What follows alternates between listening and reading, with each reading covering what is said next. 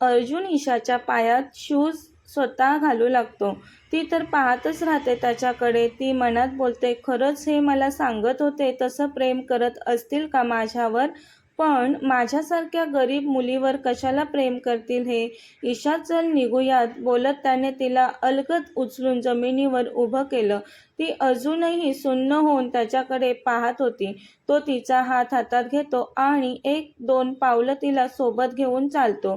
ती तिच्या दुसऱ्या हाताने तिच्या हातावर असलेला त्याचा हात पकडते. त्याची पावलं जागीच थबकतात. तो मागे वळून तिच्याकडे पाहतो.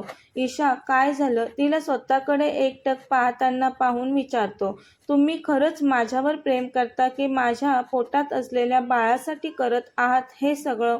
तो तिच्याजवळ येऊन तिच्या नजरेत एकटक पाहत तिचा चेहरा ओंजळीत पकडत म्हणतो, ईशा, मी खरंच प्रेम करू लागलोय तुझ्यावर. मी एक चांगला नवरा आणि आपल्या बाळाचा चांगला बाबा बनूनच दाखवेन तुला.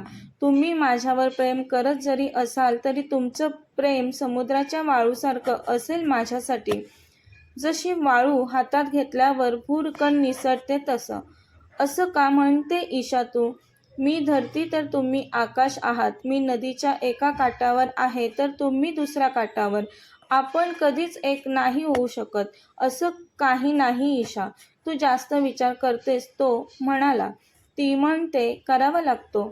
तुमची आणि माझी कोणत्याच गोष्टीत बरोबरी नाही होऊ शकत. मी खूप गरीब साधारण मुलगी आणि तुम्ही करोडपतीच म्हणा ना. ईशा, गरीब श्रीमंत असं काही नसतं. प्रेमात एकमेकांची मन जिंकणं खूप महत्त्वाचं असतं. तेच तर म्हणते मी. माझं नाही तुमच्यावर प्रेम. माझ्या मनात तुमच्याविषयी काहीच भावना नाहीत आणि मला निर्माणही नाही करायच्या कधीच. आजींना कळेल माझं फॅमिली बॅकग्राऊंड तेव्हा काय? तुमची बायको म्हणून त्या मला अजिबात ॲक्सेप्ट करणार नाहीत.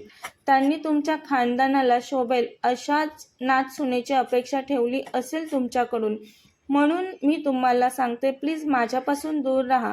ती आता त्याच्या बाजूने जाऊ लागते. तो तिचा हात पकडतो. म्हणतो, ईशा, मी आता तुझ्यापासून दूर कधीच नाही राहणार. मी तुझ्या मनात माझ्यासाठी प्रेमभावना नक्कीच निर्माण करीन. तो तिच्या हाताला पकडूनच सर्व स्टाफ समोरून तिला सोबत घेऊन घरी निघतो.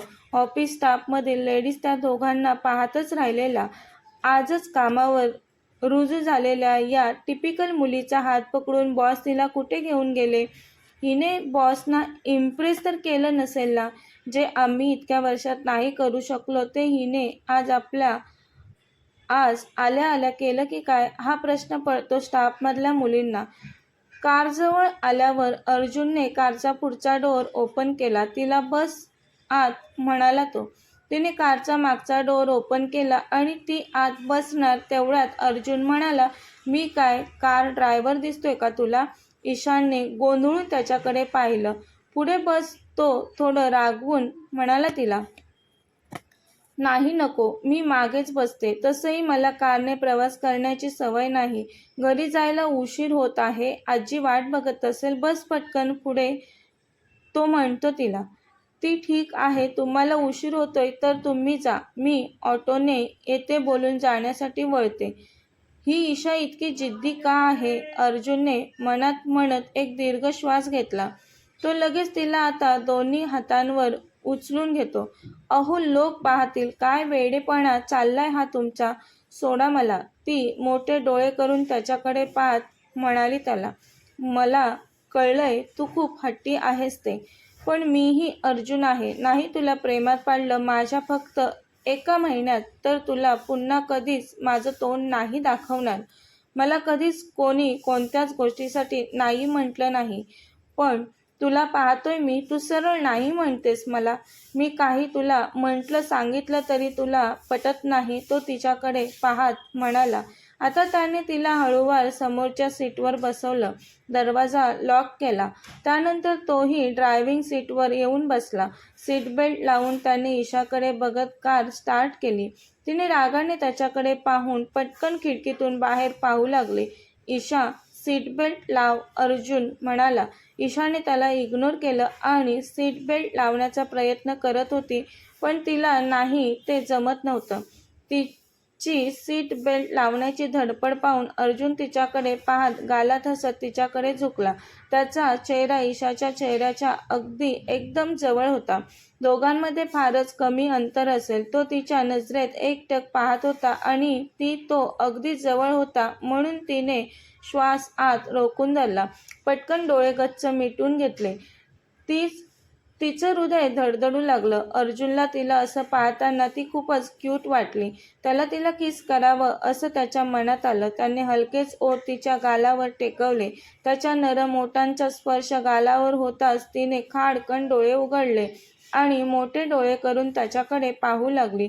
तो तिच्याकडे पाहत गालात हसत तिच्यापासून बाजूला झाला. ती त्याच्याकडे आता रोखून पाहत म्हणाली, तुम्ही माझ्यासोबत चुकीचं वागत आहात. तुम्ही माझ्या मर्जीविना मला स्पर्श कसा काय करू शकता? ईशा, तू फक्त माझी आहेस. मी प्रेम करतो तुझ्यावर खूपच जास्त. तूही तुझ्या मनातील माझ्याविषयीचा राग बाजूला ठेव आणि माझ्यावर प्रेम कर. प्रेम ही भावना किती निर्मळ पवित्र असते ते कळेल तुला. तो कार स्टार्ट करत म्हणाला तिला. ती त्याच्याकडे न पाहता कारमधून खिडकीतून बाहेर पाहत होती. आता दूरवरून त्या दोघांचं हे वागणं कल्पेशचा माणूस बघत होता, जो ईशावर नजर ठेवण्यासाठी त्याने पाठवलेला. अर्जुन ईशा घरी आले. त्यांना पाहून आजी म्हणाल्या, अर्जुन, ईशा, आलात तुम्ही? हो आजी, अर्जुन म्हणाला. अर्जुन गेला रूममध्ये लगेच निघून. ईशा आजीजवळ बसली. आजी तिला निहाळत मनात म्हणाल्या, एवढे साधे कपडे का घातलेत हिने? पण तिला काही न बोलता म्हणाल्या, ईशा, तू थकलेली दिसतेस. जा फ्रेश हो, आराम कर. डिनरसाठी खाली ये. हो आजी बोलून तीही रूममध्ये आली. कल्पेशला कळलं होतं ईशाविषयी सगळं. ईशा एक गरीब मुलगी असून अर्जुनशी तिने कॉन्ट्रॅक्ट मॅरेज साईन केलंय. ते दोघे फक्त आजीला दाखवण्यासाठी एकत्र आहेत. तो स्वतःशीच म्हणतो, मी नक्कीच या गोष्टीचा फायदा करून घेईल. अर्जुन बेडवर बसला होता आणि ईशा सोफ्यावर बसून त्याचाच विचार करत होती. तो समोर होता तरी हे किती आपुलकीने माझ्यासोबत वागतात. एवढे मोठे बिझनेसमॅन आहेत पण त्यांच्या बोलण्यात वागण्यात कुठेच गर्विष्ठपणा नाही दिसत. आजी त्यांची जवळची आहे. आजीचा किती रिस्पेक्ट करतात हे. आजी पण तशाच आहेत, खूपच प्रेमळ, अगदी माझ्या मावशीसारख्या. माझी मावशी पण खूपच प्रेमळ आहे. ती हळूच चोरून बेडवर बसलेल्या अर्जुनकडे पाहते. अर्जुन खूपच हँडसम दिसत होता. उंच कपाळ, सरळ टोकदार नाक, जाड भिवया, त्याचा गोरा रंग, बीटसारखे त्याचे ओठ, चेहऱ्यावर बारीक कोरीव दाढी हरवलीच त्याला पाहण्यात. त्याच क्षणी ती मला पाहत आहे असं वाटलं त्याला. त्याने लॅपटॉपमधून डोकं वर करून पटकन तिच्याकडे पाहिलं. त्याची तीक्ष्ण धारदार नजर स्वतःवर रोखलेली पाहून उगीचच इकडे तिकडे पाहण्याचं नाटक करू लागली ती. तिला बावरलेलं पाहून तो पटकन म्हणाला, वेडी, किती दिवस अशी माझ्यापासून दूर राहतेस ते पाहतोच मी. तिच्याकडे पाहत हसत असतो. ती पुन्हा तो काय करतोय ते पाहण्यासाठी डोळ्यांच्या कोपऱ्यातून पाहत असते. ईशा, तुला भूक लागले का? तो विचारतो. त्याच्या आवाजाने थोडी दचकते ती. भूक तर लागलेली असते तिला खूप. ती हळूच आता हो म्हणते. चल खाली जाऊ जेवायला, तो म्हणतो. ते दोघे आता खाली डिनरसाठी येतात. आजी पहिल्याच आलेल्या असतात. आज जेवणात पुरी, बटाट्याची भाजी, श्रीखंड, वरण भात असं सगळं असतं. तेलकट पुरी खाताच ईशाला मळमळू लागतं. ती जेवणाच्या ताटावरून उठून सिंककडे धावली. ईशाला उलटी होत आहे अर्जुन, आजी म्हणाल्या. त्या अगोदरच अर्जुन ईशामागे धावलेला ईशाजवळ येऊन थांबला. ईशा, तुला ठीक नाही वाटत का? डॉक्टरांना बोलवू का मी? ती उलटी करून थकलेली. नाही, नको म्हणते ती. बरं वाटतंय मला आता. ठीक आहे, चल जेव, तो म्हणतो तिला. तशी ती नाही, नको, माझी जेवणावर अजिबात इच्छा नाही. मी रूममध्ये जाऊन आराम करते. ईशा, थोडं खाऊन घे, उपाशी नको झोपू, तो म्हणतो तिला. पण ती गेली लगेच निघून. ती न जेवता गेली निघून म्हणूनच अर्जुनचा चेहरा उतरतो. तो नाराज होतो. आजी अर्जुनला म्हणतात, अर्जुन, ईशाला उलटी झाली ना? मला वाटतंय ईशा प्रेग्नेंट आहे. अर्जुन आजीकडे पाहतच राहतो. आजीला कसं काय कळलं? मनात म्हणतो, अरे असं काय पाहतोस? तुझ्यापेक्षा खूपच जास्त पावसाळे पाहिलेत मी. अनुभवावरून सांगते ईशा नक्कीच प्रेग्नेंट आहे. जेवण्याची इच्छा नाही तिची म्हणून गेली ना. न जेवता ती रूममध्ये. या दिवसांमध्ये होतं असं मुलींना. आता मी खूप जास्त लाड करेल ईशाचे. आपल्या घराला वारस देणार आहे ती. आजी, आमच्या दोघांसाठी रूममध्ये जेवण पाठवून देशील? मी पाहतो ईशा काय करते ते. आजी खूप खुश असतात. त्या हसत, हो जा तू तिच्याकडे. आता तिची खूप जास्त काळजी घ्यायला हवी आपल्याला. ती 2 जीवांची आहे. हो आजी. म्हणून अर्जुन रूममध्ये आला. ईशा सोफ्यावर पडून होती. अर्जुन तिला उचलतो 2 हातांवर आणि बेडवर अलगद झोपवतो. ती बोलणार होती काहीतरी, पण तो, काही नको बोलू प्लीज. तुला आता आरामाची खूप गरज आहे. तू बेडवर आरामात पडून राहा. मी जेवण वरती रूममध्ये मागवलंय. थोडं खाऊन घे. तू उपाशी झोपलीस तर आपलं बाळही उपाशी राहील. त्याला पण भूक लागली असेल. तेवढ्यात सर्वंट 2 प्लेट्स घेऊन त्यांच्या रूममध्ये येते. ईशा उठून बस बोलतो तो. आता ईशासाठी जेवणाची प्लेट हातात घेऊन तिच्या बाजूला बसतो. एक घास उचलून तो तिच्या तोंडाजवळ पकडतो. ती त्याच्याकडे पाहते. असं कधी कोणी नव्हतं भरवलं तिला. तो तिचे लाड करत आहे ते पाहून मनातील भावना दाटून आल्या. खा ईशा, म्हणतो तिला तो. ती त्याच्याकडे पाहतच असते अजून. अशी काय पाहतेस? जेवतेस ना, म्हणतो तो. आता ती तोंड फिरवून नको मला म्हणते. का नको? थोडं खा, म्हणतो तो. ती, खरंच मळमळतंय मला. उलटी होईल पुन्हा. तो होऊ देत. ती, अहो तुमच्या बेडवर झाली तर रागवाल तुम्ही उगीच मला. नाही रागवणार, तू जेव, तो म्हणतो. आणि झालीच तुला उलटी तर मी स्वतः साफ करीन, मग तर झालं. तू टेन्शन नको घेऊस, बोलत तो तिला घास भरवण्यासाठी तिची हनुवटी पकडून तिचा चेहरा स्वतःकडे वळवतो. तिचे डोळे पाणवलेले पाहून तो म्हणतो, ईशा तुला त्रास होत आहे का? बरं नाही वाटत का? तू नाही काहीच सांगणार ना मला? मी डॉक्टरांनाच बोलवतो. नको डॉक्टर, मी ठीक आहे. मी खाते, बोलून ती पटकन त्याच्या हातातील घास खाते. ती मनात खरंच खूपच समजूतदार आहेत हे, आणि मी यांना किती उलट बोलते. मला थोडं नीट वागायला हवं यांच्यासोबत. अगोदरच हे मला हट्टी जिद्दी म्हणत आहेत, पण मी नाही तशी. तुमचं आणि माझं नातं पुढे जाणं म्हणजे खूपच कठीण आहे.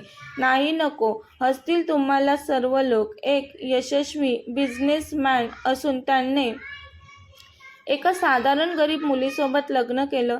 ती विचारात हरवली असताना त्याने तिला 2-3 घास पटकन भरवले. आता ती विचारातून बाहेर येत बस बस झालं म्हणते त्याला. नाहीतर खाल्लेलंही उलटी झाल्यावर वेस्ट होईल. त्यालाही ते पटतं. तो ठीक आहे म्हणतो आणि तो त्याचं जेवण जेवू लागतो. काही वेळाने ती झोपते. तो लॅपटॉपवर बराच वेळ काम करत असतो. तो आता तिच्या बाजूला झोपतो. कालच्यापेक्षा थोडं अंतर कमीच ठेवलेलं त्याने दोघांमध्ये. ती गाढ झोपेत आहे असं वाटतं त्याला. म्हणूनच न राहून तो तिच्या कपाळावर हलकेच ओठ टेकवतो. तिच्या पोटावरून हळूवार हात फिरवतो. तिच्या कपाळावर झालेला त्याच्या मऊ ओठांचा स्पर्श आणि आता पोटावरून फिरणाऱ्या त्याच्या राकट हाताचा स्पर्श होताच ती शहारली. हे काय करत आहेत असा विचार करून तिने श्वास रोखून धरला. थोडी घाबरली ती, पण तो लगेच तिच्यापासून बाजूला झाला. कपाळावर उलटा हात ठेवून झोपला. तिला वाटलं तो झोपला. ती जागीच होती. तिला झोप नव्हती येत. तिने हळूवार मिटलेले डोळे उघडले आणि उठून बसून त्याच्याकडे पाहू लागली. त्याच्या वागण्यातून खरंच तो तिच्या मनात त्याच्यासाठी जागा निर्माण करू लागलेला. पण तो इतका हँडसम होता की ती स्वतःला त्याच्यासमोर काहीच समजत नव्हती. हे कुठे आणि मी कुठे? आमच्यात काही मेल तरी आहे का असा विचार करून ती त्याच्या बाजूला पुन्हा झोपली. ती झोपली तसं त्याने डोळे उघडून तिच्याकडे पाहिलं. तिच्या डोळ्यांच्या कोपऱ्यातून पाणी वाहत होतं. ही रडते का? तो मनातच म्हणाला आणि तिच्या खांद्याला पकडून त्याने पटकन तिला स्वतःकडे वळवलं. काय झालं ईशा? त्याने काळजीने विचारलं तिला. तिने डोळ्यातील अश्रू पटकन पुसले आणि कुठे काय? काहीच नाही झालं, म्हणाली ती त्याला. माझ्यापासून तुला काहीच लपवण्याची गरज नाही. काही प्रॉब्लेम असेल तर सांग प्लीज. ईशा आता थोडी अडखळत, ते मावशी सोडलं तर मला असा कधीच कोणी जीव नव्हता लावला. तुम्ही एवढे मोठे बिझनेसमॅन, कंपनीचे CEO, तरी तुम्ही माझ्याशी किती प्रेमाने वागत आहात. मला कधी कोणी इतक्या प्रेमाने घास नव्हता भरवला. खरंच मी तुमची बायको होण्यालायक नाही. तुम्ही उगाच तुमचा वेळ माझ्या मागे फुकट नका घालवू. तो तिच्या ओठांवर बोट ठेवून आता एकही शब्द नाही बोलायचा. माणूस पैशांनी नाही तर गुणांनी मोठा असतो. मी तुला चांगलं ओळखू लागलोय. तू खूप प्रामाणिक मुलगी आहेस, स्वाभिमानी आहेस. म्हणूनच तर कॉन्ट्रॅक्ट मॅरेज साईन करून सुद्धा तू फक्त 5 लाख रुपये मागितलेस. तुझ्या जागी दुसरी मुलगी असती तर तिने संधी साधून जास्त पैसे मागितले असते माझ्याकडून आणि माझ्यासोबत लग्नासाठी स्वतःहून मागे लागली असती. तसंही खूप मुलींना वाटतं माझ्यासारखा हँडसम मुलगा त्यांना मिळावा. पण मला तर तू आवडलीस. मी तुझ्या प्रेमात आहे. मी थोडं अडवले तुम्हाला त्या मुलींकडे जाण्यापासून. तुम्ही माझ्यावर प्रेम करा असं नाही मी कधीच म्हटलं तुम्हाला. ती नाक मुरडत बोलते त्याला आणि लगेच दुसऱ्या बाजूला वळते. तो गालात हसून, ईशा तू जळते का त्या मुलींवर, विचारतो तिला. ती तिच्याही न कळत पटकन त्याच्याकडे वळून म्हणते, तुम्ही काय बोलताय? मी का जळेल त्या मुलींवर? तसं काही नाही. तो तिच्या नाकाला हात लावत म्हणतो, मग तुला का वाईट वाटलं? मला कधी वाईट वाटलं? ती विचारते त्याला. वाईट वाटलं तुला म्हणूनच तर तू त्या कुशीवर वळलीस ना. ती तर पाहतच राहिली त्याच्याकडे. ती मनात म्हणते, मनातलं ओळखतात की काय हे दोघेही हरवतात एकमेकांत. तसा तो तिच्या ओठांजवळ त्याचा चेहरा नेत तिच्या ओठांवर ओठ टेकवणारच होता आता. तर ती मला झोप येते बोलून दुसऱ्या बाजूला गरकन फिरली. पटकन डोळे मिटले आणि अंग अकसून झोपली. तो तिच्यावर गालात गोड हसून झोपला. दुसऱ्या दिवशी सकाळी ईशा खाली आली तर आजीने ईशासाठी खूप सारे ड्रायफ्रुट्स मागवलेले, तसेच विविध प्रकारचे पौष्टिक लाडू बनवायला सांगितलेले घरी सर्वंटना. ईशा, हे सगळं तुझ्यासाठी आहे बरं का. तुझ्या पोटातील बाळ छान गुडगुडीत सुदृढ होण्यासाठी. आजीला कसं कळलं? तिलाही अर्जुनला पडलेला प्रश्न पडला. लबाडांनो, तुम्ही दोघांनी मला नाही सांगितलं तरी मला कळणार नाही का? आजी विचारते ईशाला.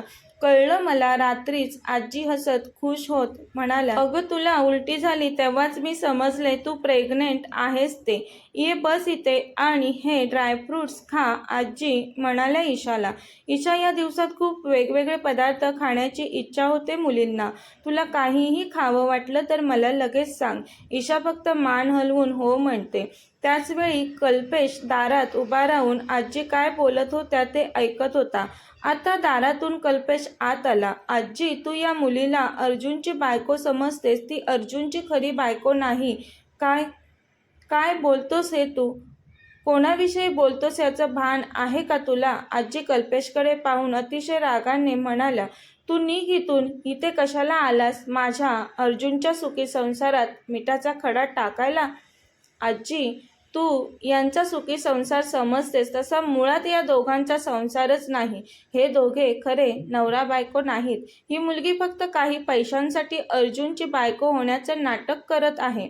हिच्या पोटात अर्जुनचं बाळ नाही. कोणाचं पाप आहे ते विचार तू हिलाच.